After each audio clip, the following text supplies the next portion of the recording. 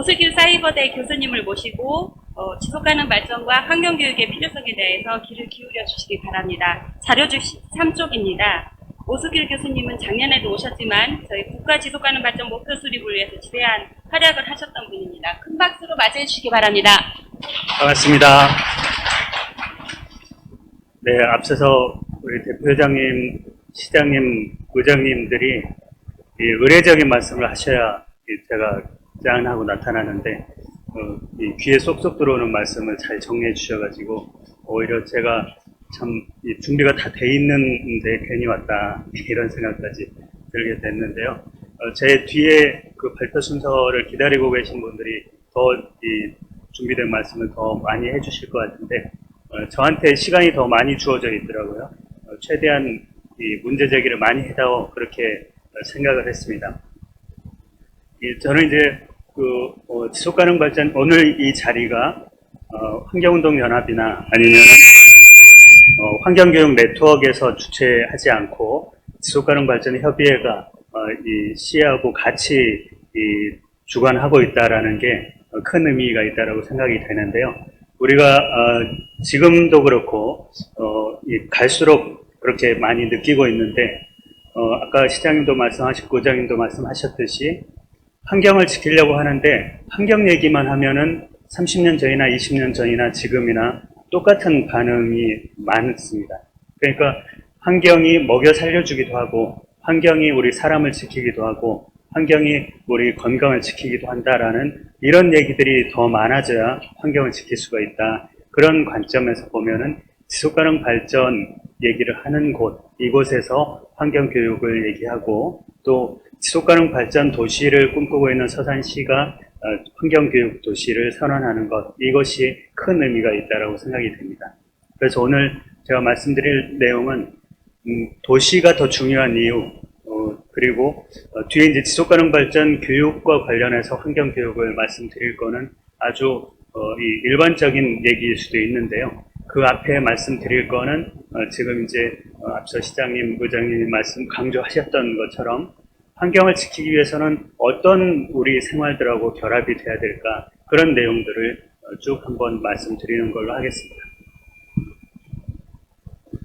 자, 현대 사회 문제가 다양하고 복잡하고 역동적이다 그런 얘기를 하면서 거버넌스라는 패러다임을 얘기하고 있습니다. 그 거버넌스라는 패러다임이 우리나라에는 90년대 중후반에 들어와서 가장 잘 받은 조직이 이 지속가능 발전 협의회들입니다. 그 이전에는 지방의제 21 추진협의회라고 했죠. 그러니까 이 사회 문제가 갈수록 복잡해지는데 그것을 어느 부서 혼자서만, 정부 혼자서만 이렇게 해결하기는 어렵다라는 얘기를 하고 있었거든요. 그래서 같이 힘을 모아야 된다. 그때 당시에 더 비판적이고 이런 단체들이 있지만 비판할 거는 밖에서 비판하고 안에서는 우리가 안고 있는 큰 문제를 행정과 민간이 함께 힘을 모아보자 그렇게 시작이 된 겁니다. 그러니까 환경을 얘기하는 것도 저는 마찬가지 이 경로를 밟아야 된다라고 생각을 하는데요. 우리 지역에 서산의 문제가 뭡니까? 그러면은 노인 문제가 있어요. 농촌 문제가 있습니다. 여러 문제를 얘기하지만 실제로는 그 문제들이 다양하게 얽혀 있다라는 것을 아시겠죠. 그럼 밭에서 쪼그려 앉아서 여전히 일을 하고 계시는 할머니가 건강이 안 좋을 거다 이런 얘기 할 수 있는데 노인부서, 여성부서, 건강부서, 보건소 제각기 일을 해가지고는 그 할머니의 문제를 해결해 주기가 어려운 거죠. 농촌의 고령 여성의 건강 문제를 어떻게 우리가 함께 해결할까? 그렇게 하면은 4개 부서, 3개 부서 함께 모일 겁니다. 최저임금제를 도입을 해서 사회가 경제가 더 좋아질 줄 알았는데 오히려 자영업자들이 고통을 받는 게 생겼죠. 그러니까 그걸 의도한 건 아니었는데 문제 자체가 복잡한 겁니다. 그러니까 힘을 모으지 않으면 이런 문제를 해결하기 어렵습니다. 역동적이라고 했는데요. 자, 태양광 에너지가 전국에 보급이 됐으니까 일정한 문제를 해결했다. 그렇게 생각했는데 그 문제가 또 다른 문제를 이야기한 거죠. 전국에 태양광을 깔았는데 지역 주민들이 충분히 참여하지 못하고 태양광 업자들만 하다 보니까 무리하게 땅 지목을 변경하고 로비를 하고 그리고 관리를 안 하고 이런 현상들도 있었던 겁니다. 우리 지방자치 지금 30년 돼가고 있는데요. 서울의 기재부는 지방 공무원들 일을 못하니까 돈을 못 주겠다 이렇게들 얘기하고 있지만 실제로는 이 지방자치라는 게 허울만 지방자치지 돈을 내려준 적이 없는 거죠. 우리 맹정훈 시장님께서 아무리 큰 뜻이 있어도 시장님이 새로운 정책 아이디어를 실현할 수 있는 이 돈은 우리 서산시에 100원이 있다 그러면 5원도 안 될 겁니다. 그렇죠? 그러니까 많은 시민들이 와가지고 왜 이거 안 해줘 저거 안 해줘 그렇게 해봤자 시장님이 감당을 할 수가 없는 겁니다. 그러니까 오히려 데모를 하려면은 기재부한테 가서 권한 내려주는 거 일을 내려주지 말고 돈을 내려다오 이렇게 해서 우리가 쓸 수 있는 돈이 한 30원 40원 돼야 그래야 우리가 지역사회에서 뭔가를 만들어갈 수 있는 거죠. 그렇게 될 때까지 자치분권 운동을 하지만 그때까지는 우리 시장님이 5원도 안 되는 그거 가지고 이 서산시의 여러 가지 문제를 해결해야 됩니다. 그것도 역시 이 지속가능 발전이라는 관점을 갖지 않으면 어느 하나의 문제만 해결하고 다른 건 안 될지도 모르겠습니다. 자꾸 그래서 중앙정치에 의존해야 되고 큰 사업들을 자꾸 따오려고 해서 오히려 많은 문제들을 안고 있습니다. 그래서 외국의 큰 기업들, 우리나라의 대기업들을 자꾸 지자체에서 끌어오려고 하지만 그 대기업들이 예전과 다르게 더 싼 곳, 더 싼 나라 이렇게 자꾸 움직이기 때문에 군산에서 이 자동차 회사 큰 거를 가져봤자 10년 세금만 다 빼먹고 그리고는 먹튀를 하는 거지 않습니까? 우리 서산시가 잘 되려면은 큰 기업이 필요한 게 아니고 우리 서산시에 많은 사람들이 자신의 역량을 더 키울 수 있게 하는 게 뭘까? 우리 지역 기업이 뭘까? 이 고민을 하는 게 더 필요할 겁니다. 또 다른 예로는 경북 의성여고에서 방과후 학교를 했던 이분들이 컬링에서 전 세계 정상까지 오르게 된 거죠. 저 레슬링 선수였던 김경두 원장이 레슬링 그만두고 나서 캐나다 가가지고 이 심판 자격증을 따왔는데 선수가 없어요. 경기장도 없습니다. 가족들이 다 가서 이렇게 했고 그리고는 스케이트장에서 연습해가지고 국제대회에 나간 경험을 쌓고는 전국의 지자체장들한테 이 컬링 경기장 지읍시다. 많이 설득을 했지만 누가 저 경기장을 짓겠습니까? 월드컵 경기장도 놀고 있는데 결국에는 김경두 원장이 자기 사비를 털기도 하고 그리고 그걸 바탕으로 해서 의성 군수한테 3억 4천 군비를 받고 그걸 바탕으로 해서 도비를 받고 그걸 바탕으로 해서 국비를 받고 그걸 바탕으로 해서 스포츠계에서 모금을 해가지고 34억짜리 경기장을 만든 거죠. 자, 그 경기로 끝날 줄 알았는데 이분들이 선수도 없고 그래서 방과후 학교를 연결을 해가지고 그래서 영미가 오니까 영미 언니가 오고 동생이 오니까 친구가 오고 이 경기는 팀워크가 더 중요한 경기였죠. 의성 군수님은 돈도 없는데 무슨 스포츠에 투자해 이렇게 얘기했지만 3억 4천을 가지고 전 세계 수억 명이 의성 마늘, 의성 양파, 양파 소녀, 마늘 소녀 이렇게 알게 된 거죠. 3억 4천을 투자해가지고 3억 4천 달러도 아니고 그걸 투자해가지고 전 세계 수억 명이 이 의성의 이름을 알게 한 거죠. 어디에서 뭐가 나올지 그게 예전에는 정해져 있다라고 하면 이제는 다 연결돼 있다라고 생각을 해야 대안을 내고 해안을 가질 수 있다라고 생각을 합니다. 일본의 저 지역의 마을이 이토록 멋진 마을이라고 했는데 이 지역도 일본의 안경생산의 90% 이상을 차지하던 곳입니다. 대대손손. 그래서 안경으로 먹고 살던 곳인데 중국이 들어와서 이제 이 마을은 끝났다. 그렇게 얘기를 했죠. 일본의 지자체를 평가하는 항목들이 저런 항목들인데요. 대기업 유치하고 기업 수 몇 개 세우고 지역 내 총생산 이렇게 따지질 않고 보육원을 우리가 튼튼하게 하자.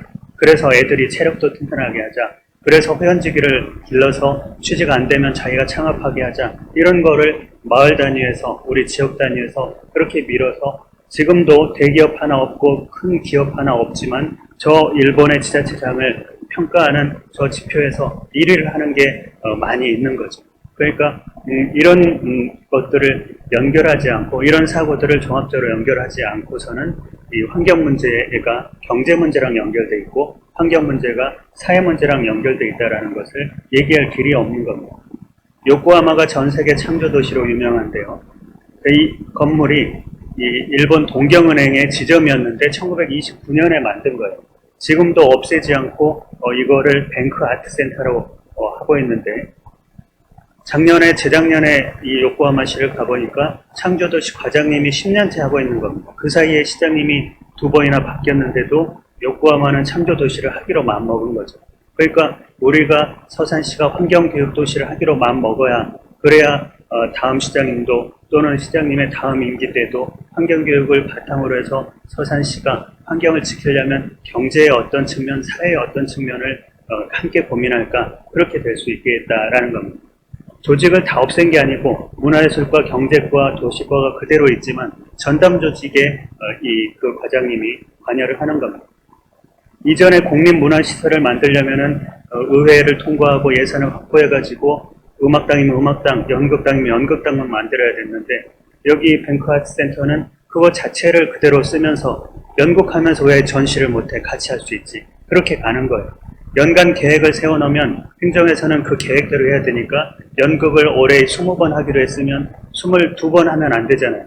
왜 니네만 티나려고 그래? 18번 하면 안 되죠.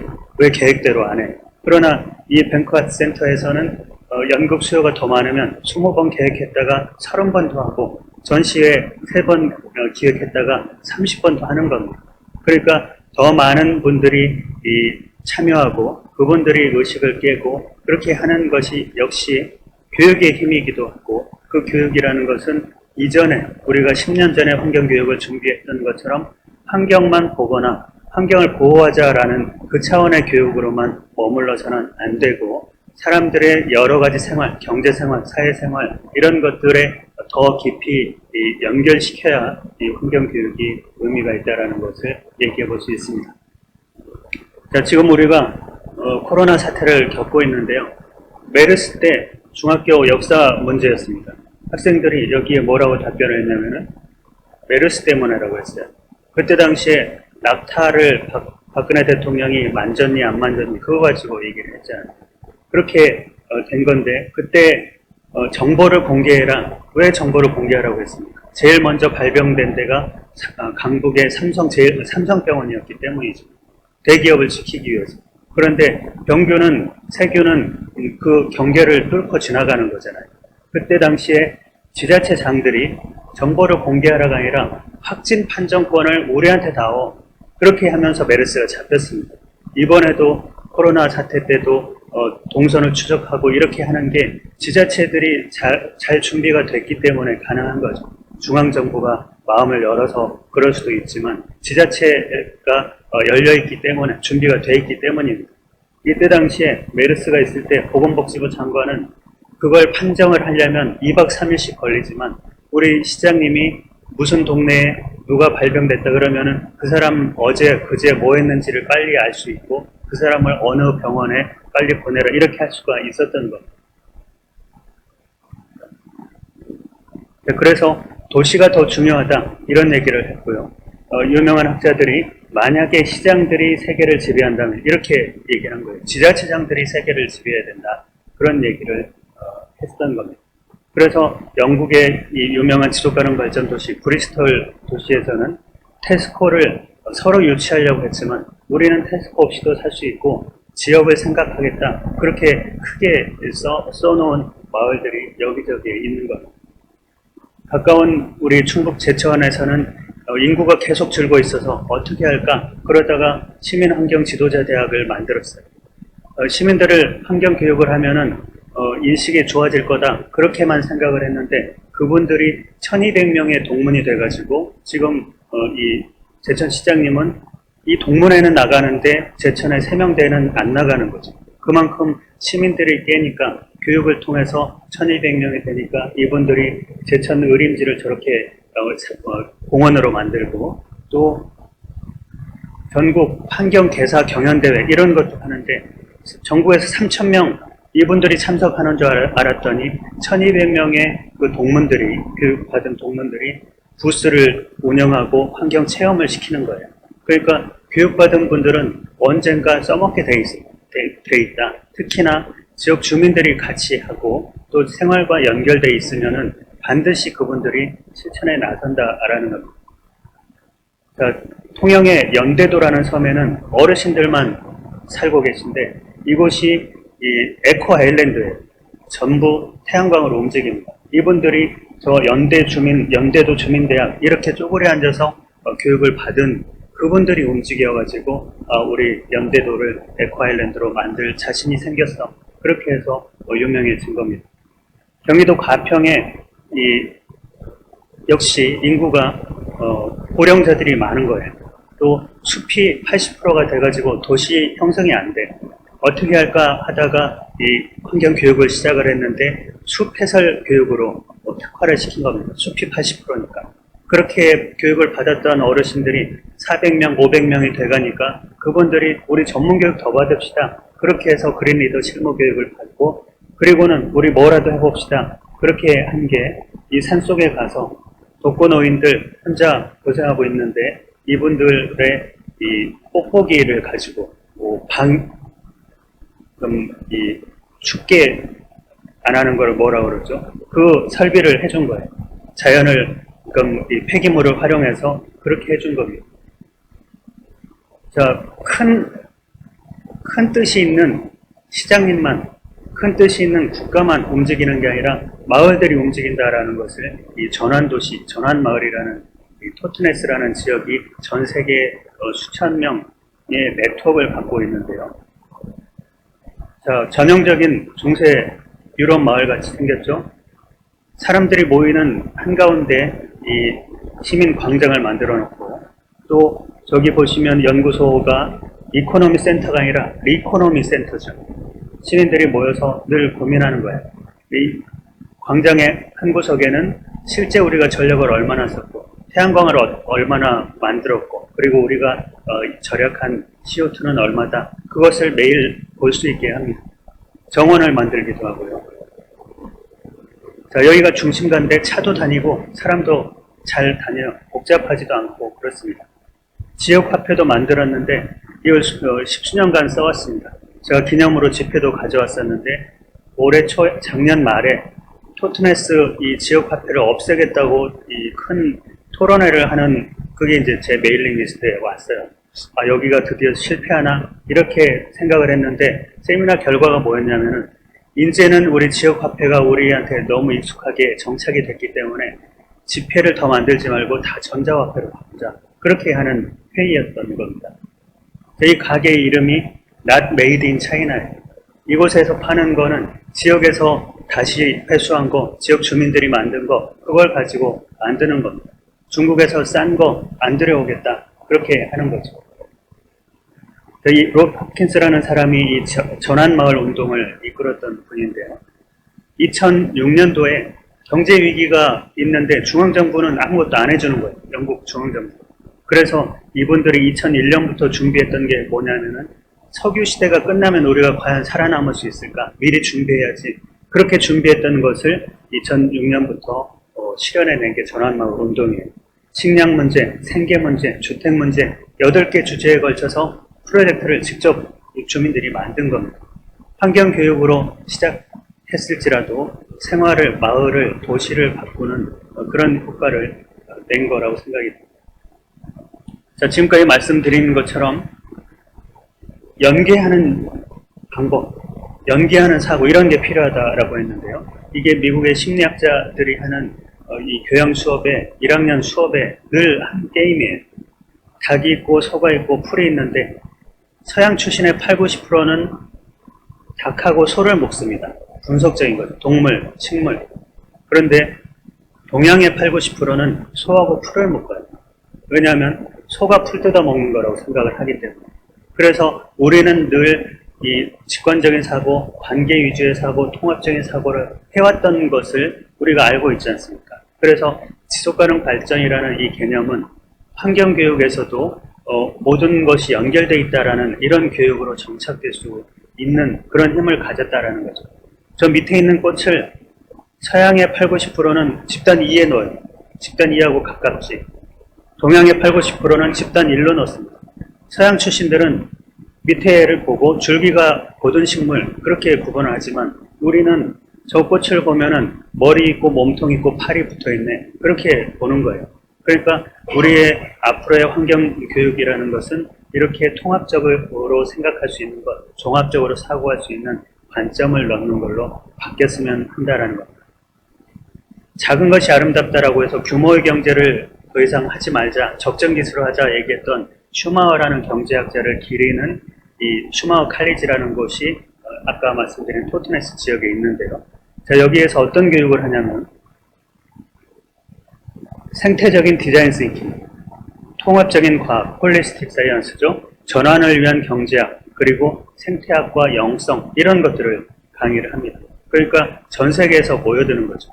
환경교육의 방향도 앞으로 이렇게 바뀌었으면 좋겠다라는 생각을 하는데요.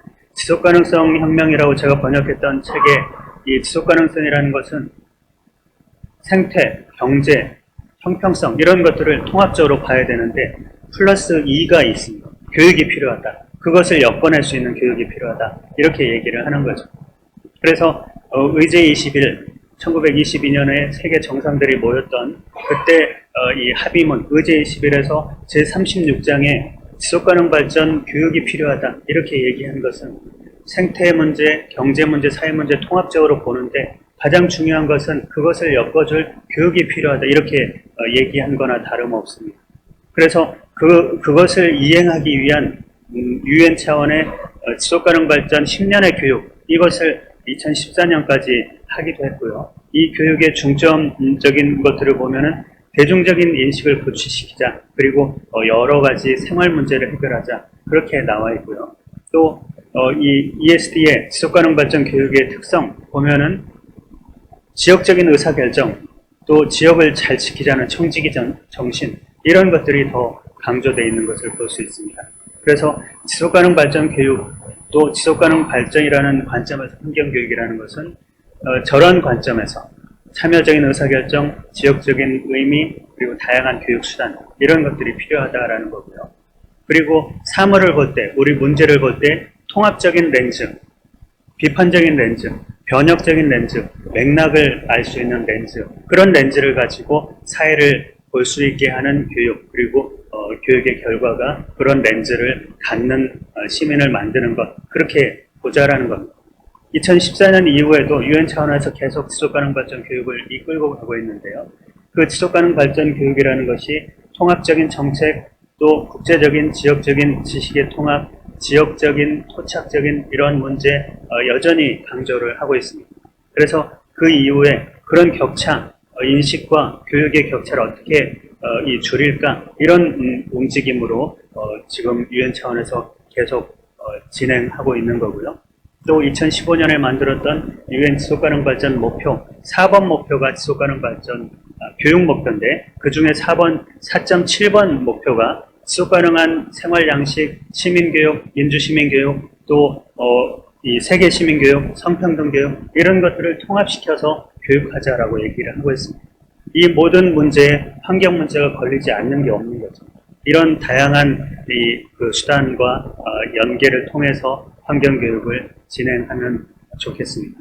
그래서 마지막으로 생각해 보면 지금까지 말씀드린 거는 환경 교육이라고 할 때도 지속가능 발전 교육이라고 할 때도 환경 교육에는 어떤 교육이 포함되어야 됩니다. 지속가능 발전이라는 것은 어떤 개념이에요? 이런 거는 지속가능 발전에 대한 교육이고 환경에 대한 교육이지 않습니까? 그런데 지속가능 발전을 위한 교육이나 환경을 위한 교육이라고 하면은 환경이나 지속가능 발전이라는 단어를 쓰지 않아도 자연스럽게 내 생활과 여러 문제 속에서 환경의 중요성을 느끼게 하는 것. 그게 지속가능 발전 교육, 환경을 위한 교육이 아닐까. 앞으로 우리 환경교육 도시 서산시가 이런 교육을 주도하고 또 더 창의적인 내용들을 개발하기를 희망하면서 이상 마치겠습니다. 고맙습니다.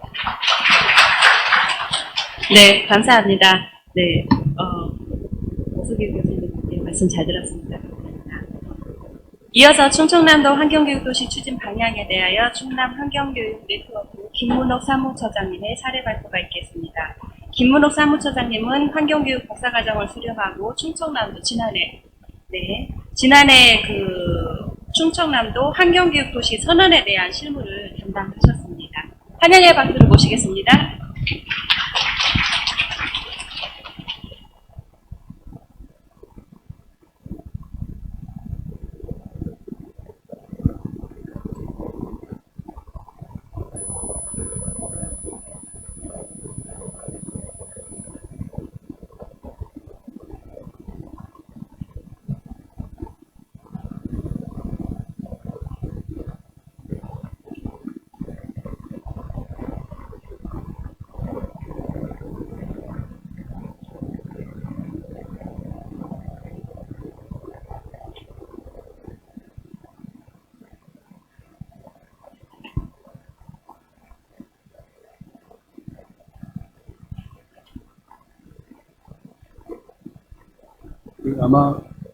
다시 인사드리겠습니다.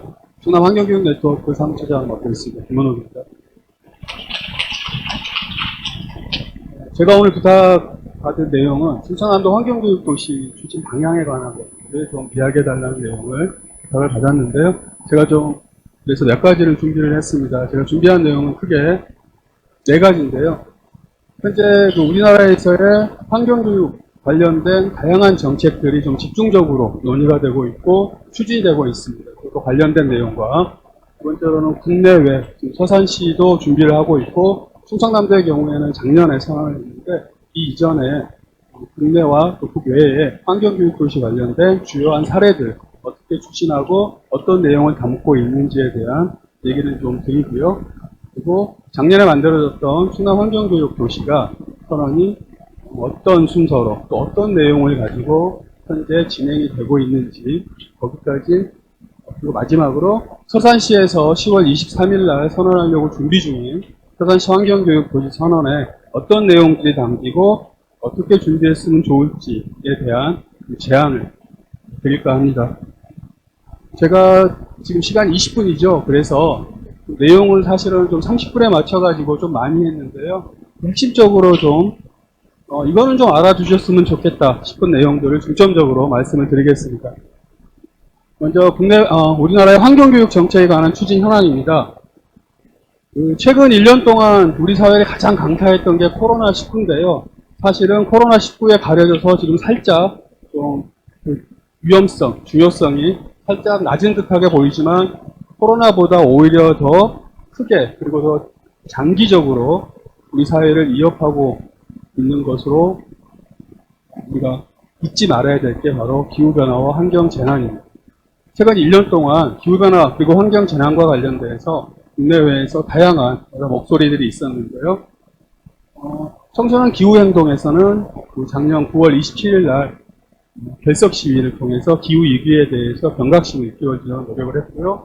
그 다음 올해 3월 달에는 헌법소원까지도 제기를 한 바가 있습니다. 5월 달에는 사회관계장관회의에서 국민 환경 역량 제고를 위한 환경교육 강화 방안이 논의가 됐습니다. 사회관계장관회의는 교육부 장관이 주관을 하는 사회 관련 분야 장관들 최고 어떻게 보면 정책 회의라고 할 수 있는데요. 거기에서 환경교육이 주제로 논의된 건 아마 사상 최초라고, 그만큼 정부에서도 환경교육에 대한 중요성을 크게 인식하고 있다는 얘기고요. 6월 달에는 226개 기초지자체에서 기후위기 비상선언을 했고, 그 다음에 7월달, 2달 정도 전인데요. 전국 17개 시도교육감 협의회에서 기후위기 환경재난의 시대, 학교 환경교육 비상선언을 했습니다. 이게 큰 의미가 있는데, 첫째, 교육감님들이 전체 기후변화 교육, 환경교육에 대해서 강화해야 된다라고 한 목소리로 말씀을 하셨다는 거고요. 두 번째로는 들어보니까 17개 교육감님들께서 동시에 다 동의하신 사례는 그동안 별로 없으셨다고 합니다. 그런데도 불구하고 이 기후변화 교육, 환경교육이 17분 모두가 동의할 정도로 지금 우리에게 아주 시급하다 인식들이 확산되고 있다 이렇게 생각하시면 될 것 같고요.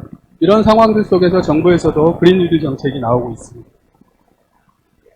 환경부에서는 2018년도에 환경교육팀을 만들었습니다. 환경교육을 전담으로 하는 조직을 만들고요. 그 이후부터 국가의 환경교육 활성화를 위해서 다양한 정책들을 연구하고 최근 들어서 그런 정책들을 내놓기 시작하고 있는데요. 그중에 중요한 몇 가지만 좀 보시면 우선은 사회관계장관 회의 때 나왔던 얘기들이고요. 두 번째로 환경교육진흥법 2008년도에 만들어지고 그동안 부분 개정만 있었지 내용에 대한 전면 개정은 없었습니다. 그 내용이 이제 정부 발의안으로 전부 개정이 현재 추진 중에 있는데 그 내용 중에 몇 가지 핵심들 중에 하나가 바로 이 환경교육도시 지정과 관련된 내용이 법안에 포함이 돼서 추진이 될 계획입니다.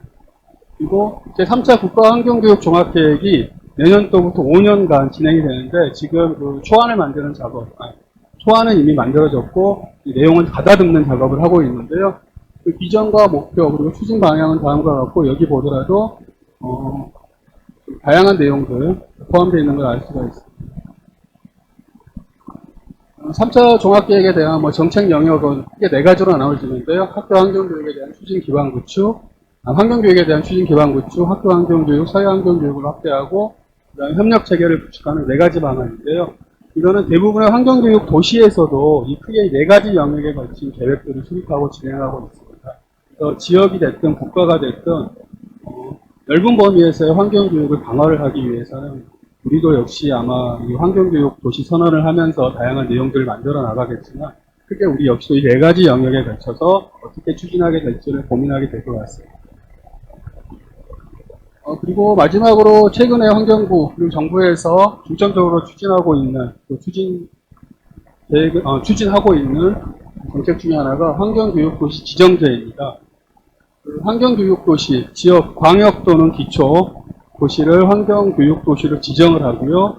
지역에서 환경교육이 잘 활성화될 수 있도록 지원을 하겠다가 이 지정제의 핵심인데요.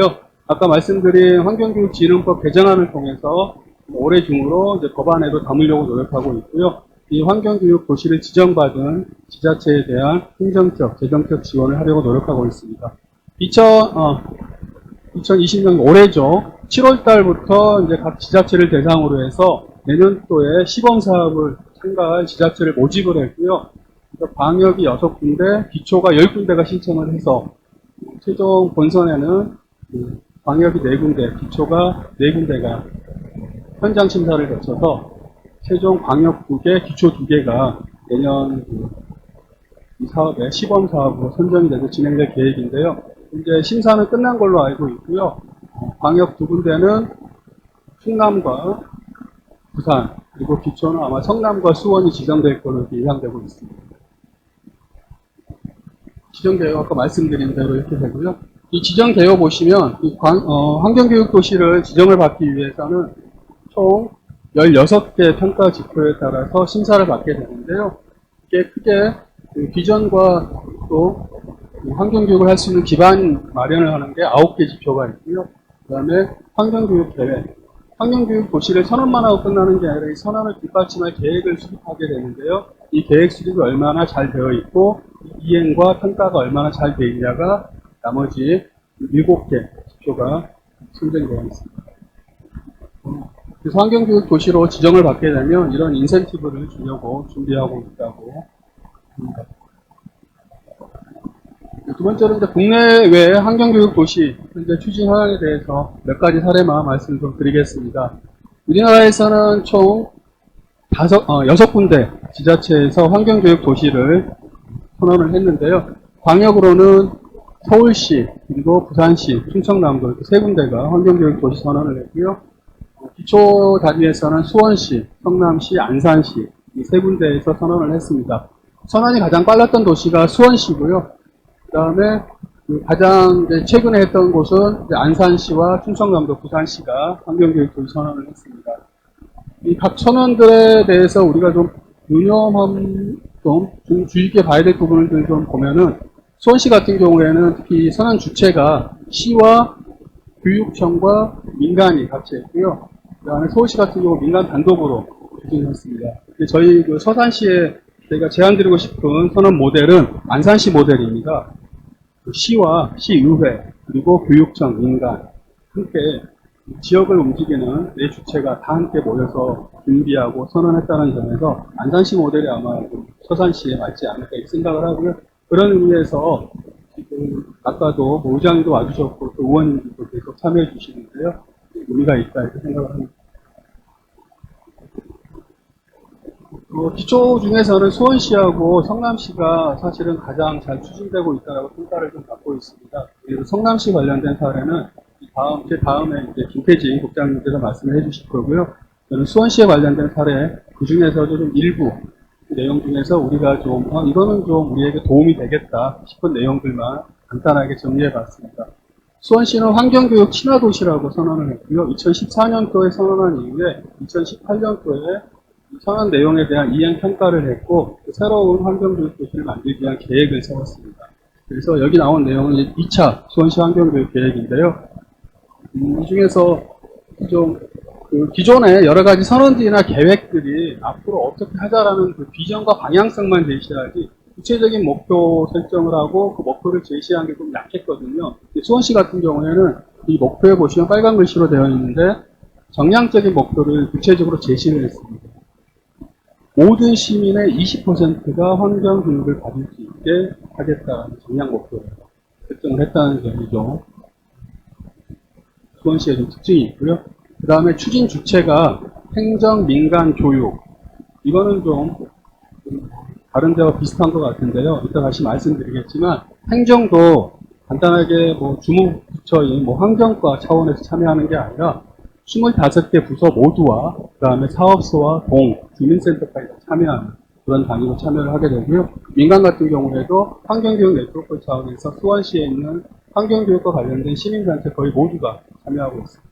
그리고 교육도 지원청 외에 각급 학교까지 다 주체로서 그리고 이 계획 이행을 진행하는 실제 실행 단위로서 참가하고 있다는 게 수원시 환경교육 도시의 특징이고요. 2019년도에 기초자료조사와 그다음 추진위원회 구성 그리고 초안을 만들고 교육위원회 안건 상정한 이후에 계획이 만들어졌는데 이 중에서 제가 말씀드리고 싶은 내용은 시민 의견 수렴을 통한 설문조사를 실시했다는 것 그리고 지역의 환경교육과 관련된 100인의 여러 이제 사람들을 모아서 100인 원탁회의를 개최를 했다는 것 이게 좀 수원시 환경교육도시 선언을 할 때 특이한 점이고요. 중요한 점이고요. 이 중에서 가장 중요한 특징 두 가지가 이 원탁회의를 통해서 여러 가지 사업에 대한 추진 중점 순위를 결정을 했다. 그리고 두 번째가 과제별로 아까도 말씀드렸지만 과제별로 구체적인 시행 주체들을 선정을 했다는 것. 이 두 가지가 수원에 있어서 특징을 할 수 있겠습니다. 한 가지씩 말씀을 드리면 총 63개 사업 중에서 21개 사업을 선정을 했고요. 이 21개 사업에 대해서도 1위부터 22위까지 100인의 원탁회의를 통해서 어떤 걸 가장 중점적으로 우선적으로 추진해야 될까를 결정을 했습니다. 우리가 계획을 만들다 보면 이것도 하고 싶고 저것도 하고 싶고 그래가지고 계획을 굉장히 많이 만들잖아요. 나중에 가서 막상 실행하려고 보면 이것도 못할 것 같고 저것도 못할 것 같고 해서 결국은 제대로 추진되지 못하는 경우들을 많이 보는데요. 수원시 같은 경우에는 아예 그 중에서 가장 63개의 과제 중에서 중요하게 진행해야 될 과제 21개를 만들었고 그거 역시도 다시 100인의 관계된 분들의 논의를 거쳐서 1번부터 21번까지의 우선 추진 순위를 결정을 해서 진행을 하고 있습니다. 그래서 이렇게 함으로써 우리가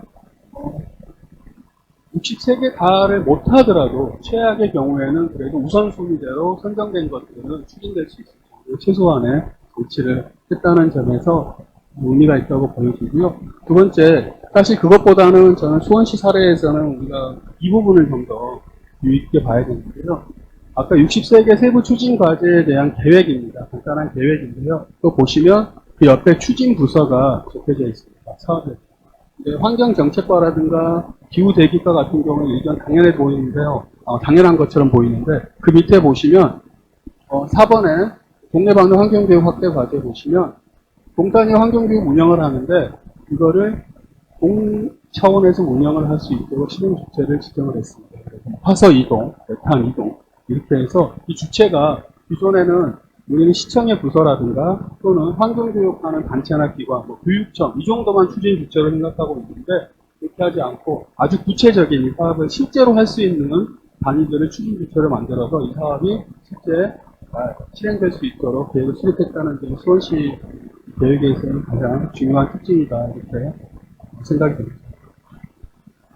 해외 사례는 많이 들어보셨겠지만 이번에 니시노미아 사례가 있습니다. 2003년도에 거의 아시아에서 최초 환경교육 도시를 선언을 하고 추진을 한 사례인데요. 내용 및 주요 특징은 좀 넘어가고요. 제가 이 니시노미아 사례를 가져오면서 이거 정도는 서로 공유했으면 좋겠다 싶은 내용만 간단하게 말씀을 드리겠습니다. 첫 번째가 바로 이 참여 조직인데요. 이 니시노미아에서는 환경교육 도시를 추진하기 위해서 총 5개의 참여 조직들을 만들었습니다. 그 중에서 특히 세 번째 환경계획평가회의라는 조직이 있는데 이 조직은 민간과 행정과 교육청과 전문가로 구성된 조직인데 이 환경교육 도시 사업이 제대로 추진되고 있는지 평가하는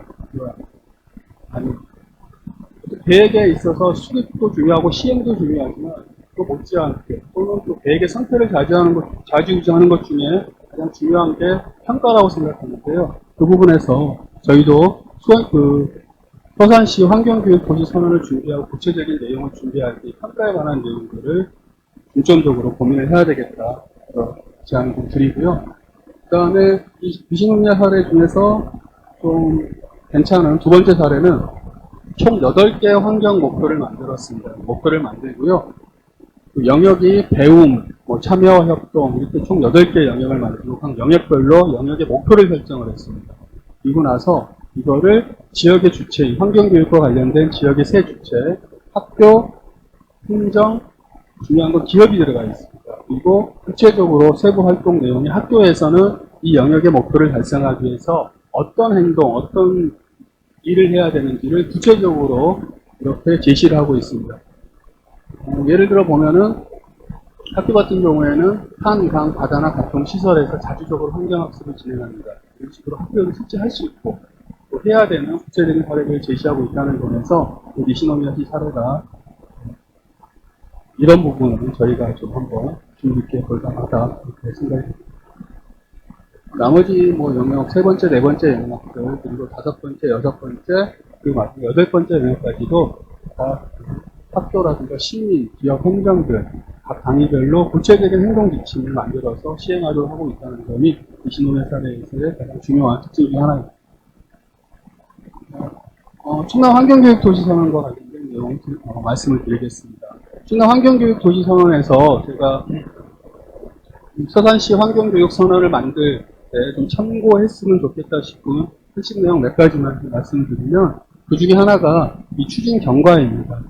충청남도 환경교육 도시선언은 민간에서 먼저 이 환경 오염으로 인한 도민 삶의 질 저하를 환경교육을 통해서 도민의 삶의 질을 높여보자라는 차원에서 정책 제안을 먼저 시작을 했습니다. 그래서 작년 2019년 3월 달에 충남 환경교육 네트워크 총회 때 이거에 관련된 정책 제안을 하기로 의결이 됐고요. 이 내용을 가지고 4월 달에 도지사님, 5월 달에 교육감님을 만나뵙고 적극적인 참여 그리고 협조를 받았습니다. 그래서 그 이후에 충남 시민사회, 사회환경교육 영역, 그리고 학교, 그리고 행정 전문가들이 모여가지고 추진단을 만들었습니다. 추진단 내에서 선언문을 만들고요. 또 구체적인 과제까지도 함께 만들었습니다.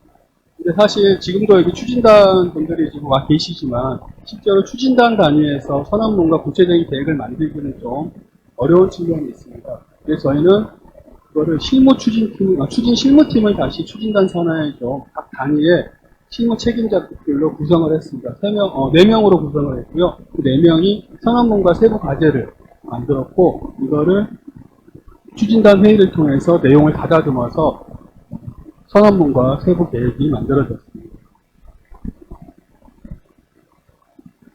충남 환경교육 도시선언은 이런 배경과 또 필요성 하에서 만들어졌는데, 결국은 환경 오염 그리고 환경 재난으로 인한 도민 삶의 질 저하를 교육을 통해서 도민들이 스스로 이 문제를 해결할 수 있는 능력을 갖춰주자. 이게 바로 환경교육 도시선언을 하게 된 주요 목적이라고 할 수 있겠고요. 선언문 내용은 다음과 같습니다. 총 5가지 선언을 했고요. 이때 밑에 좀 잘렸는데요. 같이 선언한 주체로는 충청남도 도지사, 그다음에 교육감, 그리고 충남 환경교육 네트워크 이 세 주체가 공동으로 선언하고 공동으로 확인을 했습니다. 세부 내용은 다음과 같습니다. 비전과 슬로건, 목표를 이렇게 잡았는데요. 특히 목표는 3가지로 잡았습니다. 환경교육 도시선언을 구체적으로 이행하기 위해서 환경교육의 토대를 좀 확충해야 되겠다. 도민의 환경수양을 함양시켜야 되겠다. 그리고 지속가능한 충남을 위해서 이를 만들기 위한 환경교육의 역할을 좀 강화시키겠다. 3가지가 주된 목표를 잡았고요. 이 비전과 목표를 실현시키기 위해서 4가지 영역에 걸쳐서 31개 세부 과제를 만들었습니다. 4가지 영역은 환경교육 기반 강화 영역, 학교 환경교육 강화 영역, 사회 환경교육 강화 영역, 그리고 환경교육의 역할 강화, 이 4가지 영역으로 구별을 했고요. 각각 9개에서 7개씩 해서 총 31개 세부 과제가 이렇게 수립이 되었습니다. 과제 내용은 넘어가도록 하겠습니다. 그리고 나서 충청남도에서 작년에 이제 이 환경교육 선언이 이루어지고요. 세부 과제가 만들어졌는데 이 세부 과제들을 어떻게 잘 추진할 수 있을까에 대한 연구 결과 연구를 했고요. 그 연구가 올해 7월까지 진행이 됐습니다. 연구 결과 연도별로 총 2021년부터 2025년까지 총 6년간 어떤 과제들을 추진할지에 대한 이 로드맵이 나왔고요. 그리고 1단계부터 시작해서 2단계, 3단계, 4단계, 5단계까지 단계를 나누어서 이 환경교육 도시를 추진을 하자 해서 각 단계별로 중요한 목표와 그리고 중요한 과제들을 선정을 했습니다. 현재는 지금 컨트롤 타워와 실행 체계를 구축하는 작업들이 좀 하고 있고요. 그리고 장소 기반 그리고 사람 기반, 프로그램 기반들에 대한 기반 구축을 하고 있는 사업들을 시작하고자 준비하고 있습니다. 그리고 마지막으로 이 환경교육 도시라는 게 민과 관과 교육청이 함께 선언을 했기 때문에요. 구체적인 추진 주체가 누구냐라는 문제가, 그리고 이 추진 주체가 불명확한 걸로 인해서 추진이 어려울 수가 있어서 추진 체계를 명확하게 이렇게 만들었습니다. 그래서 환경교육 환경교육 사업단을 만들고요. 사업단 산하에 충남에 있는 광역과 기초환경교육센터 9개를 실행 주체로서 포함시키고요. 이 사업단에는 교육청과 충청남도 그리고 민간이 공동으로 참여를 해서 사업단을 구성을 하는 걸로 만들었고, 이 사업단은 충남 조례에 의한 법정 조직으로서 책임과 권한을 갖고 추진 체계를 구축을 했습니다. 주체별로 역할을 이렇게 만들었고요. 그다음에 총 2025년까지 예산 수입 계획을 이렇게 만들었습니다. 예산을 보시면 환경교육 기반 강화 예산이 굉장히 좀 많은데요. 이 환경교육 기반 강화 사업 중에서 환경교육 연수원을 건립하는 게 들어가 있어서 그 연수원 건립비가 포함이 되어 있어서 예산은 그쪽이 좀 가장 많은데요. 나머지 학교라든가 사회, 그리고 역할 강화에 대한 예산들도 이렇게 반영을 할 계획을 가지고 있습니다.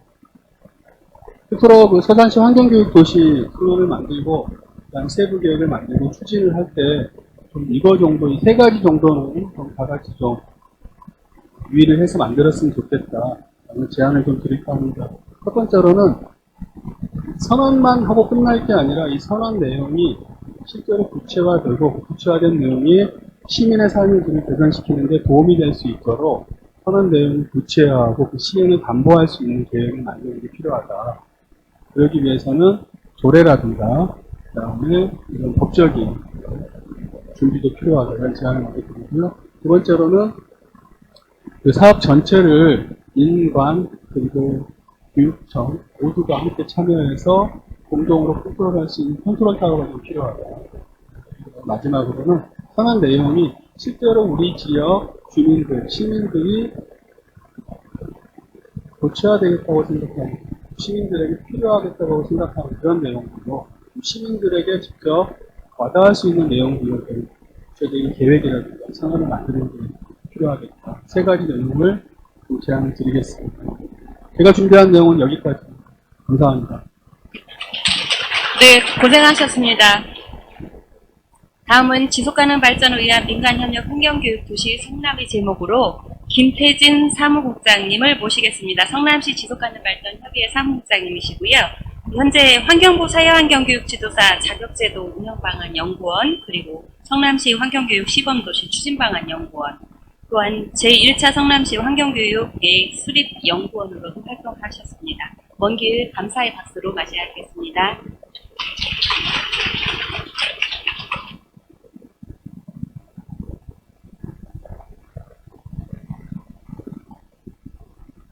예, 성남시 지속가능발전협의회 사무국장 맡고 있는 김태진이고요. 제가 성남 환경교육 네트워크의 운영위원장을 겸하고 있습니다. 그래서, 제가 이제 요청받은 사항을 저희 성남시에서, 어떤 방식으로 이제 환경교육 도시 이런 걸 추진했는지 이런 거에 대해서 좀 얘기를 좀 들어달라고 해서 부탁을 왔습니다. 예. 우선 이제 간단하게 성남시 저희 현황을 좀 말씀드리면요. 성남시는 인구가 좀 93만입니다. 예산도 3조 2천억에서 정도로 굉장히 많은 예산을 갖고 있는 좀 되게 규모가 큰 도시입니다. 근데 실제로 면적은 좀 작아요. 경기도에서 1.3% 정도밖에. 전체 면적, 경기도 전체 면적이 1.3%인데 인구는 거의 10% 정도 육박하는 그런 상황이고, 환경교육 도시 관련된 부분에서 이제 아까 계속 말씀하고 계시는데 중요한 부분들은 저희 같은 경우에는 성남시에서 이제 환경교육 기본적인 인프라를 이제 구축하기 위해서 어떻게 했는가, 일단 행정 조직에 환경교육 팀을 신설을 했습니다. 그리고 조례를 제정했고 거기에 맞춰서 환경교육 종합 계획을 수립을 했습니다. 이제 그런 과정에서 환경교육 도시를 저희가 2016년도에 선언을 하는 게 그런 거고, 저희가 현재 이제 환경교육 관련해서 주로 하고 있는 거는 이제 유치원서부터 성인들까지 좀 생애주기형의 환경교육을 만들기 위한 여러 가지 프로그램들을 현재 실행하고 있고, 지속가능 발전 교육과 더불어서 갈 수 있도록 여러 가지 일들을 좀 하고 있는 그런 상황입니다. 그래서 이런 것들을 통해서 저희가 환경교육 도시 성남으로서의 어떤 역할 이런 것들에 대해서 좀 할 수 있도록 좀 노력을 하고 있는 그런 상황입니다. 네. 저희 이제 기본 환경교육 시설들은 사실은 인구 대비나 저희 예산 대비해서 이렇게 많은 편은 아니에요. 저희가 환경교육을 실질적으로 하고 있는 이제 환경교육 시설은 3개밖에 없고 관련 시설을 좀 있긴 있는데 사실 다른 데에 비하면 수원이나 이런 데는 굉장히 수도 적고 그런 편이긴 한데 어쨌든 이제 관련된 이 시설들이 좀 이렇게 있다라고 하는 거고, 저희가 이제 중요하게 생각하는 거는 기초 환경 교육 시설들이 있거든요. 소각장이라든지 하드체전. 이게 왜냐면 저희가 이제 학교 환경 교육을 할 때 학교에서 지역을 우리 지역, 내 지역을 알아야 된다 이렇게 생각하고 있기 때문에 그런 부분들에 대해서 소각장이라든지 이런 걸 직접 찾아가서 교육하고 이런 부분을 되게 저희는 좀 많이 하고 있는 편이거든요. 그래서 그런 부분들을 통해서 이제 우리 지역의 문제 이런 것들을 좀 느끼고 알 수 있어야 된다라고 생각했기 때문에 그래서 기초 환경교육 시설이라고 하는 부분을 좀 강조를 하고 싶어서 이렇게 넣었습니다. 그리고 아까 말씀드린 것처럼 이제 생애주기형 환경교육을 유치원 어린이집에서 찾아가는 기후변화, 그다음에 이제 저희가 이제 초등학교 4학년 같은 경우가 학교 수비라든지 시설, 아까 말씀드린 그런 시설 이런 걸 필수적으로 4시간을 일시하게끔 하고 있는 상황입니다. 그래서 나머지는 필수적인 부분은 아니긴 하지만 어쨌든 선택적으로 할 수 있겠고, 중학교 같은 경우에는 저희가 한 30학급 정도 갔거든요. 30학급 정도의 이제 자유학년제 환경교육을 수행하고 있다. 이렇게 좀 말씀을 드릴 수 있을 것 같습니다. 그래서 중요한 거는 이런 이제 여러 가지 다양한 환경교육 프로그램을 진행하기 위해서는 무엇보다 중요한 건 강사의 확보입니다. 저희가 이제 초등학교 4학년이 이제 필수 이수제를 하고 있는데 4시간을 하거든요. 근데 저희가 300학급 정도 돼요. 성남시 전체 학급이 4학년이 300학급인데 그러면 이 300학급을 4차시를 수행하기 위해서 저희가 이제 45명의 강사를 꼭 위촉을 해요. 매년. 예를 들면 이제 올해도 위촉을 했는데 올해는 사실은 코로나 때문에 이제 교육 자체는 진행이 안 되긴 했지만 어쨌든 매년 한 45명 정도의 강사를 뽑아서 위촉을 하고 4학년을 돌리거든요. 그 외에 이제 여러 가지 프로그램 진행하기 위해서 또 많은 강사가 필요하고, 아까 저희가 중학교 1학년 같은 경우 자유학년제도 저희가 한 40명 정도의 강사를 위촉을 하거든요. 그러니까 이거는 30학급인데 이제 차시가 좀 많아서 6차시에서 요거는 강사를 조금 더 많이 이쪽으로 하고 있는 그런 상황입니다. 그래서 중요한 거는 어쨌든 이런 환경교육 도시를 하는 것도 중요하고 예산도 그렇고 중요하지만 문제는 거기에 맞는 사람, 인력을 어떻게 충원할 거냐. 강사들이 있어야지만이 이런 프로그램을 돌릴 수가 있기 때문에 이런 부분들을 어떻게 만들어낼 건 굉장히 좀 중요한 문제가 아니겠나 이렇게 좀 생각이 됩니다. 네, 그리고 저희 성남시에는 지금 현재 이제 9개 기관에서 19개의 우수 환경교육 프로그램 인증이 좀 진행이 되고 있습니다. 그래서 저희가 이제 환경교육이 사실은 행정만 하는 게 아니고 민간에서 이렇게 굉장히 많이 활발하게 하고 있다라고 좀 말씀드릴 수 있을 것 같고요. 한 가지 요거는 좀 특이한 프로그램이 있어서 제가 좀 참고로 넣었습니다. 그래서 코로나 때문에 비대면 프로그램을 좀 진행하고 있는 건데, 그 맹산 환경생태학습원에서 주로 했던 건데, 예를 들면 이제 뭐 집콕 목공이라고 해서 목공 재료를 이제 드라이브 스루로 나눠주고, 그럼 그걸 집에 갖고 가서 이제 자기가 이제 만듭니다. 그 만든 거를 뭐 사진이나 영상으로 이렇게 올리는 이런 거고, 이걸 한 5번 정도 나눠서 이렇게 1차에서 그걸 해고, 그 다음에 그 후기를 쓰면 2차에 참여할 수 있는 기회를 줘요. 그러면 1차, 2차, 3차, 4차, 5차 정도까지도 해서 이렇게 좀 하고 있는 그런 프로그램을 좀 진행하고 있고, 그 외에도 이제 뭐 그 QR코드 이런 걸 활용을 해서 그냥 그 비대면으로 강사가 없이 저희가 이제 QR코드를 이렇게 찍으면 그 내용들에 대해서 설명하는 내용을 할 수 있거든요. 그래서 활동지를 받아가지고 그 활동지에다 그 내용을 그 들은 내용을 써면 이제 선물을 주는 이제 그런 방식으로 이렇게 하고 있기도 합니다. 네. 이건 이제 아까 참고로 말씀드린 거고요.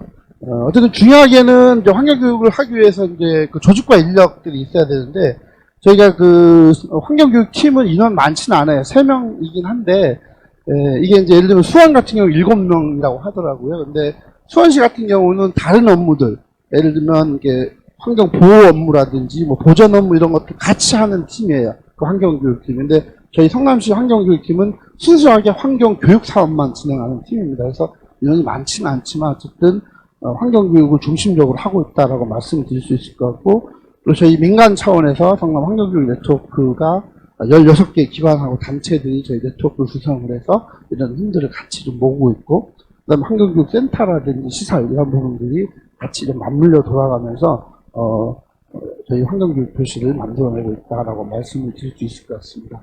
세부적으로 좀 말씀을 드리면, 아까 말씀드린 것처럼 이제 제일 중요한 이제 기반과 제도를 어떻게 만들어 나갈 거냐 이렇게 하는 부분인데, 저희가 여러 가지 활동들을 통해서 환경교육팀을 만들고, 그 다음에 조례를 만들고, 그 다음에 이제 저희 1차 환경교육 계획을 만들어내면서 저희가 또 환경교육을 위해서 계속 추진을 하고 있다라고 말씀을 드릴 수 있을 것 같습니다. 그래서, 환경교육 조례에 의해서 이제 환경교육위원회가 구성이 되고, 환경위원회가 최종적으로 환경교육 종합계획, 환경교육 계획을 수립하고 거기에 대한 인준을 해줘야 되는 그런 상황이기 때문에, 그런 기본적인 뭐 제도라든지 이런 것들은 뭐 필요한 부분이기 때문에 오늘 여기 뭐 추진단이라고 말씀하셨는데, 여러분이 아마 그런 순서대와 절차 뭐 이런 것들 참고하시면 될 것 같습니다. 이건 저희가 이제 2016년도에 환경교육 도시를 선포했던 그런 이제 사안입니다. 발족 선언문인데, 저희가 당시에 그 환경교육 도시를 선언한 데서 좀 많이 염두에 뒀던 거는 이제 마을 중심 뭐 이런 것들 좀 많이 고민을 많이 신경 많이 쓰긴 했는데, 실제로는 이제 마을보다도 학교 환경교육을 좀 많이 하게 되긴 했는데, 이제 처음 생각은 좀 마을에 하고 좀 연계되는 걸 좀 많이 하고는 싶었는데, 사실은 지금 솔직하게 말씀드리면 마을보다는 학교 환경교육에 사실 더 많이 신경을 쓰고 있는 그런 상황입니다. 그게 아마 저희가 그 환경교육이 이제 4학년이 필수 이수제가 되면서 학교 환경교육을 굉장히 많이 하게 됐어요. 그래서 4학년이 필수 이수고 5학년이나 6학년 같은 경우는 선택이거든요. 근데 거의 한 반 정도, 그러니까 거의 한 100에서 150학급 정도가 하거든요. 그래서 이런 부분들이 좀 하다 보니까 아무래도 마을 이런 거보다 학교 환경교육 하는데 굉장히 많이 좀 투자하게 되는 그런 배경이 되지 않았나 이렇게 좀 생각을 하고 있습니다. 그 외에도 뭐 여러 가지 뭐 찾아가는 환경교실이라든지 뭐 특별 강연, 민간 환경교육 사업 지원이라든지 이런 식으로 해서 지역이 했고, 이런 것들을 맞추면서 아까 제가 말씀드린 것처럼 생애주기형 환경교육이 추진될 수 있도록 저희가 그렇게 좀 하고 있습니다. 그래서 이거는 뭐 그 관련된 사항, 사진이나 뭐 이런 것들이나 자료들 좀 많이, 자료들 좀 참조하시면 좋을 것 같고요. 또 이제 바이오블리지 행사 제가 하고 있는 사항이고, 올해는 이것도 못했습니다. 저희가. 네, 코로나 때문에. 네, 그 외에 이제 환경교육 한마당도 매년 하고 있고, 올해 환경교육 한마당 어떻게 좀 비대면으로 온라인으로 좀 해볼까 좀 고민하고 있는데 어떻게 될지 잘 모르겠습니다. 그 외에 뭐 환경이나 행사라든지 이런 여러 가지 행사들을 통해서 하고 있고, 아까 제가 말씀드린 것처럼 환경교육 하기 위해서 제일 중요한 부분은 강사, 인력을 어떻게 만들어낼 거냐, 이게 제일 중요하다라고 생각하고, 이런 부분들을 통해서 이제 사실은 이제 학교 환경교육이나 아니면 필수 이수 이런 부분들이 진행이 되겠다 이렇게 좀 생각하고 있습니다. 네, 또 비슷한 같은 내용이고, 네. 이거는 이제 저희가 해가는 과정에서 이제 어떻게 협치를 했는지 이 사항을 담은 얘기인데, 이게 환경교육팀이 신설이 되면서 파트너십 회의를 구성을 해서 지금 여러분들이 하신 추진다 이런 것처럼 회의를 구성을 해가지고 했고 기획단 운영하면서 이 과정들을 좀 만들어냈다라고 말씀을 드릴 수 있을 것 같고, 그 외에도 현재는 이제 관련된 그 학교들의 그 커리큘럼들 학년별로 좀 다르기 때문에 그런 부분들 하고 이 교육청하고 행정하고 민간하고 같이 계속 그 개발 회의라든지 이런 것들을 계속해서 좀 진행을 하고 있다라고 말씀을 드릴 수 있을 것 같고, 이거는 저희가 이제 뭐 환경교육뿐만이 아니고 지속가능 발전 교육까지도 하기 위해서 하고 있고, 특히 제가 아까 말씀드린 중학교 같은 경우는 되게 좀 그 부분에 대해서 되게 중점을 맞추고 있어서 6차지로 구성이 되어 있는데, 주로 이제 지속가능 1차 시간에 지속가능 발전의 개념이라든지 이런 걸 설명하고 거기에 맞춰서 이제 뭐 에너지, 뭐 기후변화 이런 식으로 쭉 해서 편성을 하고 그렇게 하고 있습니다. 그래서 초등보다는 좀 중학교에다가 이제 그 지속가능 발전에 대한 내용들을 좀 많이 교육하고 있다라고 말씀을 드릴 수 있을 것 같습니다. 네, 그리고 이제 이게 이제 민간 차원에서 활동하고 그 환경교육 네트워크인데요. 저희 2016년도에 이제 구성을 했는데, 사실 저희가 이 노력을 굉장히 오랫동안 하긴 했습니다. 그래서 구성되기는 16년인데 저희가 이제 의제 만들고 뭐 지금 이제 지지협으로 명칭이 다 바뀌긴 했지만 그 전부터 계속 요 관련된 사항들을 저희가 같이 협력을 하고 지역 단체들하고 협의하고 막 했는데 계속 좀 왔다 갔다 했어요. 근데 저 2016년에 하게 된 배경은 사실은 그러니까 네트워크는 좀 그랬던 것 같습니다. 왜냐면 정확한 목표와 내용이 있지 않으면 네트워크가 굉장히 힘들다.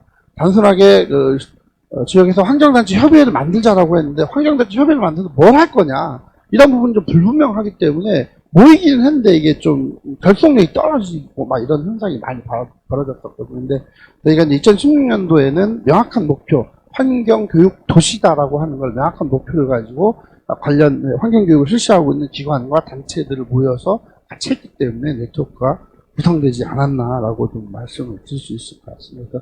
오늘 그 내용에 대한 얘기를 좀 하고 있는 그런 상황입니다. 그래서 뭐 이거는 이제 자료 참고하시면 16개 기관 단체 이런 거고요. 관련된 행정의 역할은 이제 어쨌든 뭐 계속 그 예산이겠죠. 예산을 좀 많이 하고 있는 거고 예산 조금 이따 말씀드리고, 이건 이제 뭐 기업 역할 말씀드리고, 저희가 그 소요 예산이 올해 예산이 16억 8천만 원인데 이게 환경교육 사업이라고 딱 돼 있는 예산이 16억 8천입니다. 예를 들면 요 밑에 보시면은 관련 사업, 그러니까 환경의 날, 뭐 환경교육 한마당 행사 이런 예산이라든지 뭐 바이오블리지 이런 행사 예산을 빼고 그냥 환경교육 사업으로만 돼 있는 게 16억 8천만 원이다라고 하고, 그리고 이제 환경교육 추진 TF팀이 이제 17개 부서가 이제 참여하고 있는데 환경 교육이 들어가야 되는 예를 들면 뭐 에너지 문제라든지 뭐 자연순환 아리백 같은 경우가 최근에 저희가 이제 올해 많이 시작하는 거고, 근데 이거는 재활용품, 그러니까 특히 뭐 백색 재활용품 있잖아요. 페트병, 하얀색 페트병을 가지고 오면 무게에 따라서 돈으로 그냥 주거든요. 그 무게에 맞춰서 이제 이런 사업들, 그러니까 이런 것들도 다 교육이 들어가야 되기 때문에 이런 예산을 빼고 그냥 순수하게 환경교육 사업 이렇게 되는 예산만 16억 8천이고, 이런 걸 전체적으로 따져보니까 저희가 한 196억 정도 제 예산에서 차지하는 비율이 관련 예산이 그렇겠다라고 좀 말씀을 드릴 수 있을 것 같습니다. 그러면 저희가 이제 그 환경교육 계획과 관련돼서 저희 성남시 계획에 대해서 조금 말씀을 드리면요. 근데 저희가 이제 환경교육 계획을 수립하는 데 있어서는 우선적으로 이렇게 했습니다. 저희가 뭐, 성남시가 환경교육 도시 하는 데 있어서 환경교육 계획을 수립하는 데 있어서 그냥 국가나 광역하고 전혀 무시할 수는 없다라고 봤고, 그래서 그러면 국가의 계획과 광역의 계획이 어떤 건지 거기에 맞춰서 우리가 어떤 목표와 비전과 목표를 설립할 건 이런 것들을 연관성을 굉장히 많이 좀 따졌습니다. 그래서 그런 부분들을 굉장히 많이 좀 분석을 했고 거기에 맞춰가지고 저희가 이제 이렇게 자체적인 추진 5가지 추진 전략을 세웠었고 또 하나 중요하게는 그 세 가지 뭐 기반과 뭐 인력 인력 구성 그다음에 이제 협력 이런 부분인데 각각의 그 과제별로 세부 추진 과제의 목표를 조금 정량화했습니다. 그래서 예를 들면 이제 권역별 전문 환경교육 센터를 100개를 지정할 거냐, 3개를 지정하겠다. 이런 식으로 좀 그러니까 예산 및 출원 금액을 얼마 할 거냐, 150억 정도로 하자. 그러니까 이런 부분, 아까 제가 말씀드린 것처럼 그래서 환경교육 사업이라고 돼 있는 예산은 16억에 불과하지만 관련된 사업 예산을 다 모아봤더니 저희가 올해 예산은 196억이었다고 말씀드린 것처럼 어쨌든 이런 예산들을 이렇게 좀 하고 그 정량적으로 좀 많이 뒀습니다. 그래서 이제 거기에 맞춰서 평가. 저희가 이제 올해 사실 이거 원래 내년에 원래 할 계획이었는데 원래는 그 올해 이제 환경교육 도시 지정하는 것 때문에 환경부에서 했어서 급하게 좀 평가를 다 했습니다. 미리 사실은. 그러니까 원래 저희가 이제 저희 환경교육 계획이 내년도까지거든요. 그래서 내년도에 2차 계획을 수립해야 되는 상황인 건데 어쨌든 올해 좀 환경교육 도시 그 지정하는 것 때문에 좀 급하게 좀 한 부분이 있는데 어쨌든 제가 요 성과 지표, 정량적인 지표에 맞춰서 관련된 사업들 좀 이렇게 평가를 좀 했다고 말씀드릴 것 같습니다. 그 외에 뭐 이건 저희 그 17개의 그 SDGs 목표의 연관성들도 같이 분석을 한 거고요. 저희 이제 관련돼서 아까 말씀드린 것처럼 저희가 이제 올해 내년까지 이제 환경교육 계획이 내년도에 종료가 되기 때문에 내년도에 2차 계획 수립하기 위한 그런 준비를 지금 하고 있습니다.